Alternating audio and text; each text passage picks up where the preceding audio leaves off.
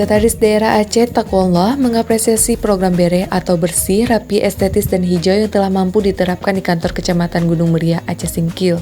Bere merupakan program bersih, rapi, estetis, dan hijau yang dicetuskan oleh PLT Gubernur Aceh, Nova Iriansyah untuk diaplikasikan terutama pada fasilitas publik.